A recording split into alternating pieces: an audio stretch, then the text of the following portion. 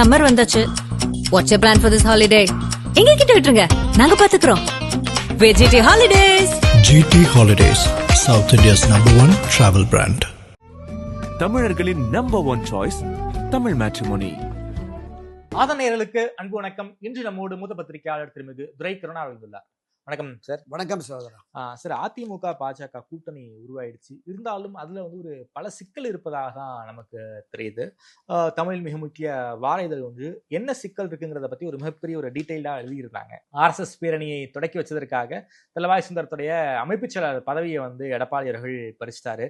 சமீபத்துல கோவையில RSS நூற்றாண்டு விழாவில் வேலுமணி அவர்கள் பங்கெடுத்து RSS தலைவர் மோகன் பகவத்துக்கு வெள்ளிவேலாம் கொடுத்த நிகழ்வுகள்லாம் சமீபத்துல நடந்து முடிந்தது. முருகன் மாநாட்டுக்கு நடந்து முடிந்த பிறகு என்ன சார், RSS தலவாய் சுந்தரத்துக்கு ஒரு ட்ரீட்மெண்ட், வேலுமணிக்கு ஒரு ட்ரீட்மெண்ட், என்ன ஒரு குழப்பம்? குறிப்பாக தொண்டர்களும் பல்வேறு குழப்பங்கள்ல இருக்காங்க. எப்படி சார் போக வாய்ப்பு இருக்கு இந்த கூட்டணி என்பது? இல்லை, இதுல பாரதிய ஜனதா கட்சியோடு ஒட்டுமில்லை உறவுமில்லை, அவர்களோடு இனி எந்த தேர்தலிலும் கூட்டணி இல்லை என்று அறிவித்து கடந்த 2024 நாடாளுமன்ற பொதுத் தேர்தலை சந்தித்த அந்த காலகட்டங்கள்ல தான் தலவாய் சுந்தரத்துடைய நிகழ்வு. ஆமா ஆமா ஆமா. அப்ப அதனால நம்ம அண்ணா திராவிட முன்னேற்ற கழகம் பாஜகவுக்கு எதிர் நிலைப்பாட்டில் இருக்கிற போது அவர்களுடைய அந்த இயக்க நிகழ்வுகள்ல பங்கேற்க கூடாதுன்னு அமைப்பு செயலாளர் இருந்து எடுத்துட்டாங்க. அதன் பிறகு இப்போது கூட்டணி உறுதிப்படுத்தப்பட்டு டெல்லியில போய் பேச்சுவார்த்தை நடத்தி இங்கேயும் சென்னையிலும் அமித்ஷா அதுக்கான முறையான அறிவிப்பை வெளியிட்டதற்கு பிறகு அதிமுக பாஜக கூட்டணி இருக்கிற இந்த நிலைப்பாட்டின் அடிப்படையில தான் அந்த முருகன் மாநாடுக்கு பிரதிநிதிகளை அனுப்பியதும் திரு வேலுமணி அவர்கள் இதுல பங்கேற்றதும் அப்படிங்கிறதுனால இதுல நடவடிக்கை எடுக்க தேவையில்லை என்பதுதான் அதிமுக பார்வையாக இருக்கிறது. அது சரியான பார்வையும் கூட. ஆனால் இவர்களுக்குள் இப்ப பொதுவெளிகள்ல திமுக மற்றவங்க நாங்க தான் கொள்கை கூட்டணி, அங்க அமைக்கிறது பொருந்தா கூட்டணிங்கிறாங்க. பொருந்தா கூட்டணி என்கிற விமர்சனத்திற்கு இவர்கள் ஊக்குவிக்கிற மாதிரி தான் இவர்களுடைய செயல்பாடுகள் இருக்கிறது அப்படின்னு. அதுவும் அந்த முருகன் மாநாட்டுல அண்ணாவை பற்றியும் பெரியாரை பற்றியும் விமர்சனம் பண்றாங்க. அதுக்கு அதிமுக எதிர்ப்பு தெரிவிக்கலன்னு திமுக ஐடிவிங்க ரொம்ப கடுமையா அதிமுகவின் மேல விமர்சனம் வைக்கிறாங்க. RS பாரதி ஒரு பக்கம் இது அதிமுகவா இல்ல அமித்ஷா திமுகவா அப்படிங்கிற அளவுக்கு விமர்சனம் பண்றாரு. இதற்கு நேரடியா எந்த ஒரு ரியாக்ஷனும் கொடுக்காம இருக்காங்களே. இல்ல, ஆட்சி மாற்றத்தை கொண்டு வருவதற்குரிய வலிமை அதிமுக NDA கூட்டணி, இந்த ஒரு வலுவான கூட்டணி அமைந்து விடக்கூடாது என்பதில் திமுக ரொம்ப குறியாக இருக்கிறார். அதாவது அதிமுக பாஜக கூட்டணி உருவாயிடுச்சுன்னா நமக்கு த்ரெட்னு நினைக்கிறாங்க. ஒரு மிகப்பெரிய எதிரணியாக அது மாறிடும் அப்படிங்கிற அந்த கருத்தாக்கம் உருவானதனுடைய விளைவுதான் திராவிட முன்னேற்ற கழகம் இப்ப தீவிரமாக அந்த கூட்டணியை அவர்கள் அமைத்து விடக்கூடாது, ஒரு வலுவான கூட்டணியை அமைந்து விடக்கூடாது. அதிமுக பாஜக கூட்டணி உருவாயிடக்கூடாதுங்கிறதுக்காக தான் திமுக இப்பேற்பட்ட வேலைகளை பண்ணிக்கிட்டு இருக்காங்க. நிச்சயமா நீங்க தேமுதிகவுக்கு ஒரு சாப்ட் கார்னர் கொடுத்து அவங்களோட பேசுறோங்கிற மாதிரியான ஒரு பார்வை இங்க பாட்டாளி மக்கள் கட்சியில ஏற்பட்டிருக்கிற இந்த நிலைப்பாடும் அவங்களுக்கு சாதகமாக இருக்கிறது. NDA அணியும் அதிமுக அணியும் சேர்ந்து மற்ற திமுகவுக்கு எதிர் நிலைப்பாடு கொண்ட மற்ற அரசியல் கட்சியெல்லாம் வருகிற பொழுது அது ஒரு வலுவான கூட்டணியாக கட்டமைக்கப்பட்டால் நமக்கு இந்த தேர்தலில் வெற்றி சாத்தியப்படாதோ என்கிற அந்த பயமும் கவலையும் சார் அதாவது NDA கூட்டணி ஒரு அதிமுக பாஜக கூட்டணி ஒரு முழு ஃபார்மேஷன் அடைஞ்சிடக்கூடாதுங்கிறதுல திமுக ரொம்ப கவனமா இருக்காங்க போல இருக்கே. அதாவது அப்படிதான் தேமுதிகவை ஹேண்டில் பண்றாங்க. பாமகக்குள்ள நடக்கிற பிரச்சனைக்கு திமுக தான் காரணம்னு அன்புமணி அவர்கள் ஒரு பெரிய குற்றச்சாட்டை வைக்கிறாரு. மருத்துவர் ஐயா ராமதாஸ் இதை மறுக்கிறாரு. சோ அதிமுக பாஜக கூட்டணிக்குள்ள மேலும் பல கட்சிகள் வரக்கூடாதுங்கிறதுக்காக திமுக பேர்பட்ட ஸ்ட்ராட்டஜியை பண்ணிக்கிட்டு இருக்காங்க. நிச்சயமாக அதுதான் நடந்துட்டு இருக்கு. அதற்கு இடம் கொடுக்கிற வகையில இவங்களுடைய செயல்பாடுகள், அண்ணா திராவிட முன்னேற்ற கழகத்தினுடைய செயல்பாடுகளும் இன்றைய திரு எடப்பாடி பழனிசாமி அவர்கள் கூட்டணி என்று அறிவித்தார். இங்க அதிமுக தலைமையில திரு எடப்பாடி பழனிசாமி தலைமையில் கூட்டணி ஆட்சி அப்படிங்கிற கான்செப்ட பாஜகவும் பிரச்சாரம் பண்ணிட்டு இருக்கு. சரி, முழுமையாக கூட்டணி ஆட்சியா அதிமுக தனித்து ஆட்சியா என்பதை திரு எடப்பாடி பழனிசாமி திட்ட தெளிவாக இதுவரைக்கும் எந்த ஒரு அறிவிப்பும் வெளியிடல. ஸோ அப்ப இந்த இணக்கமான சூழல் இந்த ரெண்டு பேருக்கும் இல்லை. இதை திமுகவும் பயன்படுத்துது அப்படிங்கிற மாதிரி பார்க்கிறோம். ஒரு கூட்டணி, ஒரு வலுவான கூட்டணி 2026 தேர்தலில் கட்டமைக்கப்படும். அதுல நாங்க எல்லோரும் சேர்ந்து பயணிப்போம். கூட்டணி அமைந்தாலும் கூட கூட்டணி கட்சிகளுக்கு அமைச்சரவையில் இடம் கிடையாது. அண்ணா திராவிட முன்னேற்ற கழகம் வழக்கம் போல எப்போதும் போல தனித்துதான் ஆட்சி அமைக்கும் அப்படிங்கிற அந்த உறுதிப்பாட்டை இவர் இன்னும் எடுக்கல. சரி. பாஜக மேடைகள்ல சொல்லிட்டு இருக்காங்க ம். கூட்டணி ஆட்சி தான், முதலமைச்சர் எடப்பாடி பழனிசாமி தான், அவர் தலைமையில கூட்டணி ஆட்சி தான் அப்படின்னு. அப்ப இந்த இந்த உறுதியான நிலைப்பாடு இவர்களுக்குள் இல்ல, அதனால ஒருங்கிணைப்பு இல்லைங்கிறதுக்கு ஒரு பெரிய போராட்ட ஒரு கூட்டு போராட்ட குழு மாதிரி நடத்தி திமுகவுக்கு எதிராக களமாட வேண்டும் என்று பாரதிய ஜனதா கட்சி விரும்புகிறது. ம். அதற்கு இவங்க 2 மத்திய அவர் அறிவித்த பிறகு புதிய தலைவரான நயினார் நாகேந்திரன் அவர்கள். நயினார் நாகேந்திரன் அவர்களும் திரு எடப்பாடி பழனிசாமி அவர்களும் இதுவரையில சந்திச்சு பேசல. ம், ம், ம், ம். சந்தித்து பேசல. எப்படி இந்த தேர்தல் வியூகங்களை வகுப்பது அப்படின்னு. இவங்க தனியா ஒரு 40-50 தொகுதிகளை அடையாளப்படுத்திக்கிட்டு இந்த தொகுதியெல்லாம் நமக்கு வேணுங்கிற மாதிரி இவங்க பாஜக தரப்பு தெரிஞ்சுக்கிறாங்க. இப்ப பாமக இந்த அணிக்கு தான் வரும், அங்க திமுக போறதுக்கான வாய்ப்பு இல்லைங்கிற நிலையில அவர்களும் கூட்டணி ஆட்சி கூடுதல் இடங்கிற மாதிரியான அந்த கோரிக்கையை வைப்பார்கள். அப்ப தனித்து அண்ணா திராவிட முன்னேற்ற கழக ஆட்சினா ஒரு 150-160 தொகுதிகளில் போட்டி போட்டாதான் தனித்து சீட்டு ஜெயிக்க முடியும் அதிமுக. இதற்கிடையில தமிழக வெற்றி கழகத்தையும் இந்த கூட்டணிக்கு கொண்டு வர வேண்டும் என்று பேச்சுவார்த்தை நடந்துகிட்டு இருக்கு. அவர்களுமே திரு விஜய் தனித்து போட்டியிடுவதற்கு இப்போதைக்கு சரியான முகாந்திரம் இல்லை அப்படிங்கிற மாதிரி அவங்க தரப்புலையும் சொல்றாங்க. சோ கூட்டணி ஆசையில விஜய் இருக்காருங்கிறது இப்ப அண்மை காலம் வரைக்கும் நாம பேசியிருந்தோம் பல பதிவுகள்ல. தன்னுடைய சக்தி என்ன, தன்னுடைய வாக்கு சதவீதம் என்ன, எதிர்காலத்தை எப்படி நிர்ணயிப்பது அப்படிங்கிற முடிவெல்லாம் தனித்து நின்னாதான் முடியும். சோ அந்த கான்செப்டுக்கு வருவாரு அப்படின்னு பேசியிருந்தோம். ஆனால் கால சூழல் என்பது கடந்த 2-3 வாரங்களாக நடைபெறுகிற நிகழ்வுகள். ஒரு சினிமா விழாவில் கூட ஒரு நடிகை பேசியிருக்காங்க, திரு விஜய் அவர்கள் தேர்தலுக்கு பிறகு பார்ப்போம், தேர்தல் முடிவுகளுக்கு பிறகு பார்ப்போம், திரைத்துறைக்கு வருவேன் அப்படிங்கிற மாதிரியான ஒரு இருக்கு. அப்ப இவருமே ஒரு இருதலை கொள்ளிய மாதிரிதான் இருக்கிறார். விஜய் நிச்சயம் கூட்டணிக்கு வருவாரு. ஆமா ஆமா. பாஜக இருக்காங்க எப்படி வருவாரு? பாஜக இருக்காங்க எப்படி வருவாரு? இல்ல அதான் சொல்றேன், அரசியலில் நிரந்தர நண்பனும் இல்லை, நிரந்தர பகைவனும் இல்லைன்னு ஒண்ணு இருக்கு. சரி, கொள்கை அதான் பொது எதிரியான திராவிட முன்னேற்ற கழகத்தை வீழ்த்துவதற்கு தமிழ்நாட்டில் ஆகப்பெரிய கட்சியான அண்ணா திமுகவோடு நாங்கள் அணி சேர்ந்திருக்கிறோம். இதோடு எந்த கட்சிகள் வந்தாலும் அது பத்தி எங்களுக்கு கவலை இல்லை. பாமகவோ அல்லது தேமுதிகவோ அல்லது பாஜகவோ யார் இருந்தாலும் எங்களுக்கு கவலை இல்லை, நாங்க அண்ணா திமுகவோடு கூட்டணி என்கிற அறிவிப்பை வெளியிட்டு வருவதற்கு வாய்ப்பு இருக்கு. சார், விஜய் எதிரியை 2 வகையா பிரிச்சிருக்காரு. ஒன்னு அரசியல் எதிரிங்கிறாரு, ஒன்னு கொள்கை எதிரிங்கிறாரு. கொள்கை எதிரி பாஜக, அரசியல் எதிரி திமுக. அப்படி இருக்கக்கூடிய சூழல்ல கொள்கையை சமரசம் பண்ணிக்கிட்டு எப்படி அதிமுக பாஜக கூட்டணியோடு விஜயால அசோசியேட் பண்ணிக்க முடியும்? திராவிட முன்னேற்ற கழகத்தினுடைய மிகப்பெரிய கொள்கை எதிரி தான் பாஜக. அந்த பாஜகவோடு ஒரு குறைந்தபட்ச செயல் திட்டத்தோட திமுக போய் அணி சேர்ந்து அமைச்சரவையில் இடம்பெற்றாங்கல்ல, அது நடந்திருக்குல்ல.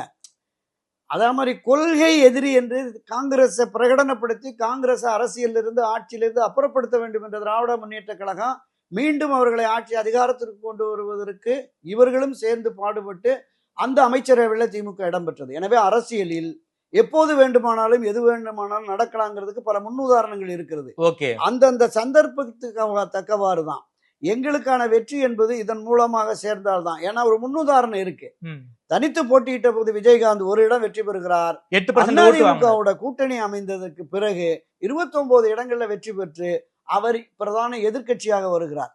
இப்ப ஆட்சி அதிகாரத்தில் பங்கு என்று விஜய் பேசி வருவதால் அவருடைய ஆட்களை அவர்களுடைய நிர்வாகிகளை சமாதானப்படுத்தி இங்கும் ஆட்சி அதிகாரத்தில் பங்கு பெறலாம் என்கிற நிலைப்பாட்டை கொண்டு வருகிற பொழுது அண்ணா திராவிட முன்னேற்ற கழகம் அதற்கு ஒப்புக்கொள்கிறதா கூட்டணி ஆட்சிக்கு அப்படிங்கிறத நம்ம பார்க்கணும்.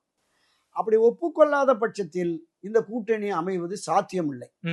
நீங்க பாரதிய ஜனதா கட்சி கூட்டணி ஆட்சி தான் அப்படிங்கிறத அவங்க பிரகடனப்படுத்தி தொடர்ந்து பேசி வருகிறாங்க.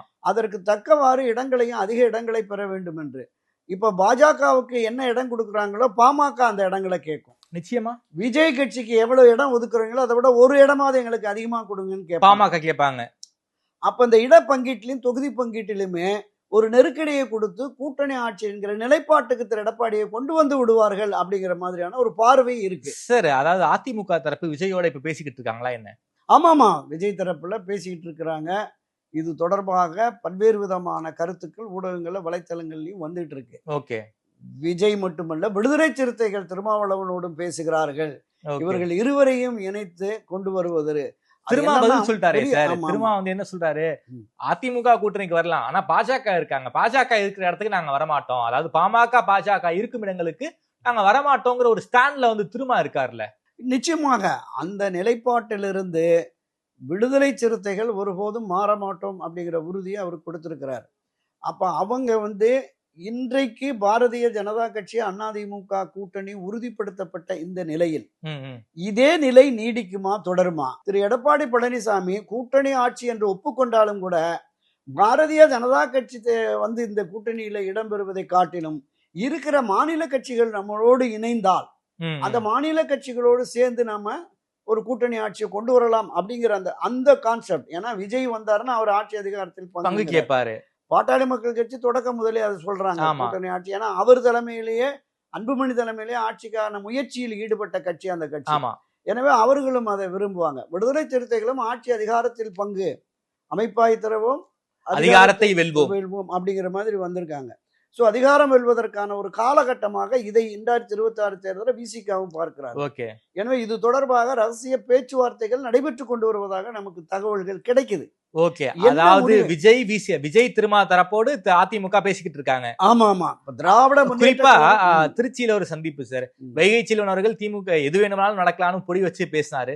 நாங்க அரசியல் பேசவே இல்லைன்னு வந்து திரும்ப வந்து போட்டு உடச்சிட்டாரே சார். இல்ல 2 அரசியல் தலைவர்கள் சந்தித்து பேசுற போது அரசியலை தவிர்த்து எதையும் பேசியிருக்க மாட்டாங்க. இலக்கியம் பேசணும், புத்தகத்தை பத்தி பேசணும், அதெல்லாம் வெளியில வந்து பூச்சு போலித்தனமான இதுதான். அது நான் தொடக்கத்திலேருந்து அதைத்தான் நான் சொல்லி வர்றேன். இந்த நிலைப்பாட்டில் இப்போது இருக்கிற 2026 தேர்தலில் பாஜகவோடு கடைசி வரைக்கும் நாம் இருந்து அவர்கள் இந்த ஆட்சியில் பங்கு பெறக்கூடிய நிலை வந்தால் நமக்கு எதிர்காலம் ஆபத்து என்கிற உணர்வும் எண்ணமும் மரியாதைக்குரிய திரு எடப்பாடி பழனிசாமிக்கு ஏற்பட்டிருக்கிறது. அதனாலதான் அவர் இணக்கமாகவே இல்லை. அந்த உடன்பாடு என்கிற அறிவிக்கப்பட்ட அந்த சூழல்ல நம்ம பேசியிருக்கோம். டெல்லியில முறை திறக்கல, கூட்டணி தான் அப்படின்னு அறிவிச்சிருக்கணும் அங்கேயே தலைநகர்ல. இல்ல, ஒரு வாரம் கழிச்சு அமித்ஷா இங்க வந்து சொல்றாரு, பக்கத்துல அமைதியாவே அவர் உட்கார்ந்துருக்காரு, எதுவுமே சொல்லல.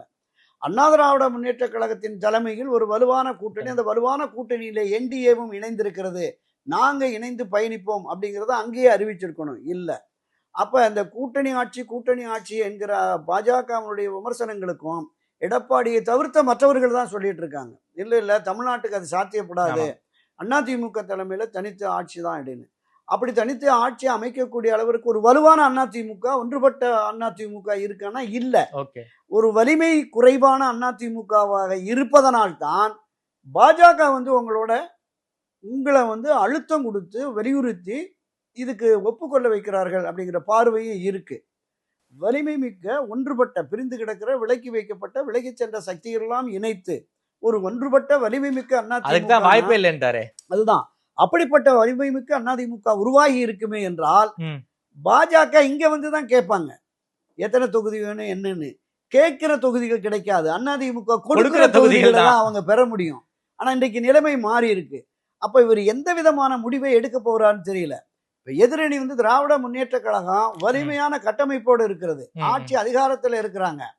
அவர்கள் ஆட்சி அதிகாரம், அமைச்சர்கள், எம்பிக்கள், எம்எல்ஏக்கள், கட்சி நிர்வாகிகள் அவ்வளவு பேரும் களப்பணியில இறங்கிட்டாங்க. மண்டல பொறுப்பாளர்கள் எல்லாம் போட்டு வேலையை ஆரம்பிச்சிட்டாங்க. ஆமா, பூத் கமிட்டி எல்லாம் இப்பவும் 82 கட்சி மாவட்டம் அதிமுக இருக்கு. கிட்டத்தட்ட ஒரு 40-50 மாவட்டங்கள்ல இன்னும் பூத் கமிட்டியே போடலைங்கிறாங்க. அந்த வயது வரம்பு நிர்ணயித்ததுங்கிறது வந்து சரியா வரல எங்களுக்கு, இன்னும் கூடுதலா ஒரு 50 வயசுக்கு அப்படியாவது ஒரு மார்ஜின் கொடுங்க அப்படிங்கிற மாதிரி இப்ப கேட்டுட்டு இருக்குதான் நம்ம தகவல் வருது. அப்ப இன்னுமே இந்த அடிப்படை பணிகள் செய்யல. அதை தாண்டி கூட்டணியில் நம்மோடு யார் யார் இருக்கிறார்கள்ங்கிறதை உறுதிப்படுத்த முடியல. பாமக இருக்கா, தமாக இருக்கா, தேமுதிக வருமா, எதுவுமே இல்லை. அப்ப என்டிஏ என்கிற அடையாளத்தோடு பாஜக மட்டும்தான் இப்ப இருக்கு. அந்த பாஜகவும் அதிமுகவும் கூட நாங்கள் இந்த தேர்தலில் உறுதியாக திமுகவை வீழ்த்துவோம் என்று கூட்டு போராட்ட குழுவை, ஒரு ஆர்ப்பாட்டம் மறியல்னா நடக்கல, எதுவுமே நடக்கல. அப்ப கட்சியும் பலகீனமான நிலையில திரு எடப்பாடி வைத்திருக்கிறார், கூட்டணியும் இன்னும் உறுதிப்படுத்தல. சோ இந்த நிலைப்பாடு என்பது திமுகவுக்கு சாதகமான ஒரு சூழலை தான் உருவாக்கிக்கிட்டு இருக்கு அப்படிங்கிற மாதிரி தான் நம்ம கேள்விப்படுறோம். யதார்த்தமா அதுதான். அவங்க இறங்கிட்டாங்க, களப்பணியில இறங்கி தேர்தல் பணிகள்ல இறங்கி. ஆமா, தொடக்கத்துல இருந்து 234 சட்டமன்ற தொகுதிக்கான பொறுப்பாளர்கள் போட்டுறாங்க. வழக்கறிஞர் பிரிவு, மாணவர் பிரிவு, இளைஞர் பிரிவு, ஐடி பிரிவுன்னு அவங்க எல்லாருக்குமே பாக்கெட் பண்ணியெல்லாம் போயிடுச்சு. இப்பவும் பூத் கமிட்டி, பாக கமிட்டி வரைக்கும் அவங்களுக்கு போயிட்டு இருக்கு. அமைச்சர்கள் தங்களுக்கு என்று ஒவ்வொரு மாவட்டத்தை 2 மாவட்டம் 3 மாவட்டம்னு எடுத்து அந்த தொகுதியோட பார்த்துட்டாங்க. கட்சியினுடைய தலைவர் முதலமைச்சர் திரு ஸ்டாலின் அவர்களும் தொகுதி வாரியாக உடன்பிறப்பை வாங்குற தலைப்புல இன்னைக்கு கூட வேலூருக்கு ட்ரெயின்ல போயிருக்காரு சார். ஆமா ஆமா ஆமா அப்படி அவருமே முழு வீச்சில் இறங்கிட்டாங்க. அப்ப திராவிட முன்னேற்ற கழகத்துல அணி சார்ந்த வாக்குகள் ஆட்சி மாற்றத்தை கொண்டு வர விரும்பாத ஒரு சில சக்திகள், ஒரு சில பொது அமைப்புகள் மக்களுடைய ஆதரவு இருந்ததுன்னா நாங்க ஆட்சிக்கு வந்துடுவோம் அப்படிங்கிற மாதிரி. அப்ப இவர்கள் அணி இப்ப 4 முனை போட்டியா 5 முனை போட்டியா 2 முனை போட்டியாங்கிறது நமக்கு தெரியல. இதுவரைக்கும் ஒரு டிசம்பர் ஜனவரியில தான் தெரியும். அது மாதிரிதான் தெரியும். அப்ப அந்த வாக்குகள் சிதறுகிற பொழுது திமுக எளிதில் வெற்றி பெறுவதற்கான வாய்ப்புகள் நிறைய இருக்கு. அந்த திமுக வெற்றியை தடுப்பதற்கான களப்பணியில பாஜகவோ திமுகவோ அல்லது இந்த அணியில் இருக்கிற என்டிஏ கூட்டணியோ எதுவுமே இல்லை. இப்ப தந்தை மகன் பிரச்சனையும் இன்னும் முடிவுக்கு வரலாம். தேமுதிக ஜனவரிக்கு பிறகுதான் சொல்லுவோம்ட்டாங்க. தமிழக வெற்றி கழகமும் ஜனவரிக்கு மேல அப்படிங்கிற மாதிரி தான் அவங்களும் போயிருக்காங்க. அப்ப இது யாரோடு அணி சேர்ந்து ஒரு வலுவான கூட்டணி எதிர் அணியாக களமாடுமா? அப்படி களமாடினால் மட்டுமே திமுகவுக்கு எதிராக திமுகவுக்கு ஒரு கடுமையான போட்டியை, ஏன் அதை வீழ்த்தி ஆட்சி அதிகாரத்திற்கு வரக்கூடிய வெற்றியை கூட பெறுவதற்கு கூடுதல் வாய்ப்பு இருக்கிறது. பல்வேறு அமைப்புகளும் பல்வேறு அரசு சாரா அமைப்புகளும் கூட போராட்ட களத்துக்கு வந்திருக்காங்க. விவசாயிகள் பல்வேறு பிரிவினருமே விவசாயிகளும் போராட்டத்துக்கு வந்திருக்காங்க. ஸோ இந்த நிலைப்பாட்டை பயன்படுத்தி ஆட்சி மாற்றத்தை கொண்டு வருவதற்கு இங்க ஒரு வலுவான கூட்டணியை இதுவரையிலும் கட்டமைக்கவில்லை. இனிமேல் கட்டமைத்து அவர்களுக்குள் ஒருங்கிணைப்பு வந்து அவர்கள் தீவிரமாக திமுகவுக்கு எதிராக களமாடினால் மட்டுமே தான் இவர்களுக்கு வெற்றி சாத்தியம். இல்லை என்றால் திமுக எளிதில் வெற்றி பெற்று ஆட்சிக்கு வந்தது. சார், இந்த பூத் கமிட்டி போறதுலயே அதிமுகவுக்குள்ள ஒரு பல்வேறு சிக்கல் இருக்கு போல இருக்கு. இந்த மாவட்ட செயலாளர் கூட்டத்தில் அதை பத்தி டிஸ்கஸ் பண்ணிருக்காங்கன்னு நினைக்கிறேன். என்னதான் சார் பூத் கமிட்டி போறதுல பிரச்சனை இருக்கு? அதிமுகவுக்கு பிரச்சனை இருக்கா? என்ன பூத் இல்ல, அதாவது புதிய இளைஞர்களை கொண்டு வரணும் அப்படிங்கிற மாதிரி முதல்ல பூத் கமிட்டி போறதுக்கு ஆள் இருக்காங்க. தமிழ்நாடு முழுக்க திமுக அதிமுகவுக்கு மட்டும்தான் அந்த இது இருக்கு, அந்த கெப்பாசிட்டி இருக்கு. மத்த கட்சிகளால முடியாது. சோ உள்ளுக்குள்ள இளைஞர்களுக்கு முன்னுரிமை தரணும்னு கேக்குறாங்களா?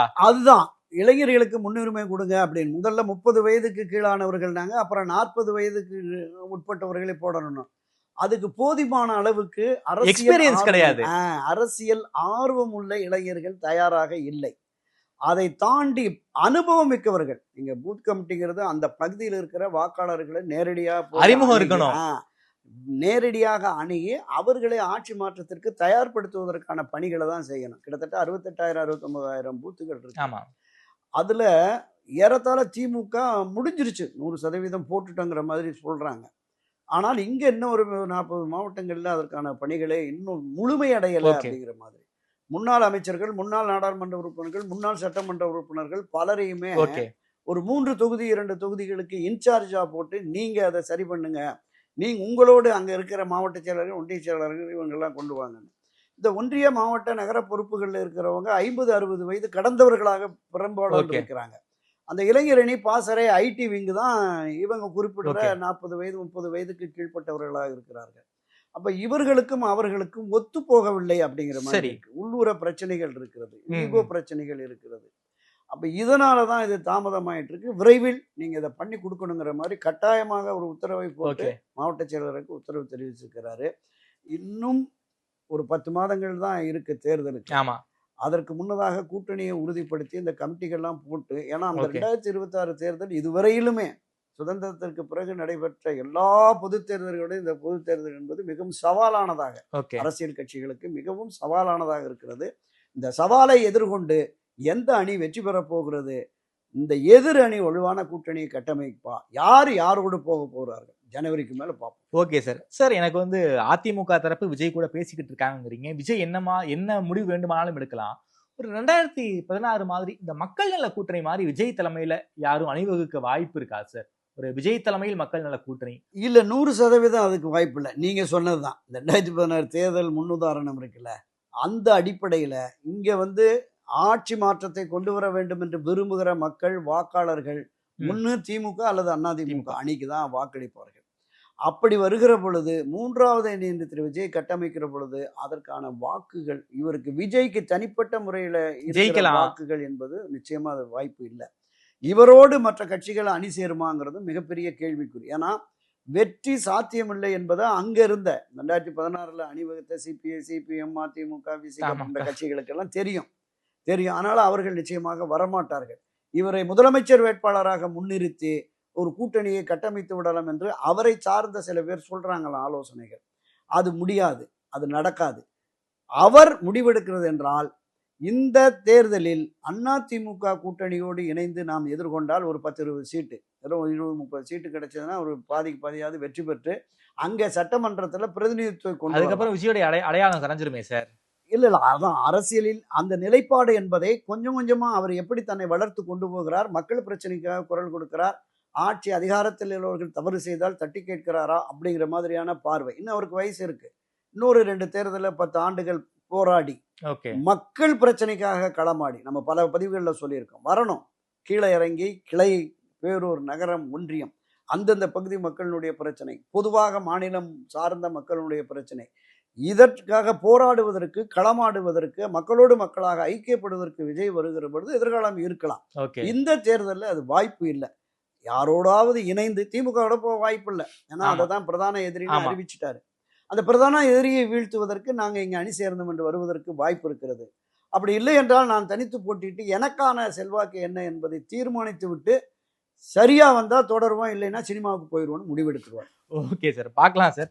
தமிழ்நாடு அரசு தொடர்பான பல்வேறு கேள்விகளுக்கு வந்து ரொம்ப விரிவாக பதில் சொல்லியிருக்கீங்க. குறிப்பாக அதிமுக பாஜக கூட்டணிக்குள்ள இன்னும் ஜெல்லாகல நயினாரும் எடப்பாடியுமே சந்திச்சு பேசுறது ஒரு பல்வேறு சிக்கல்கள் உள்ள இருக்குங்கிறத பத்தி ரொம்ப விரிவாக பேசியிருக்கீங்க. நேரில் கொடுத்து பேசிய நன்றி. சார்.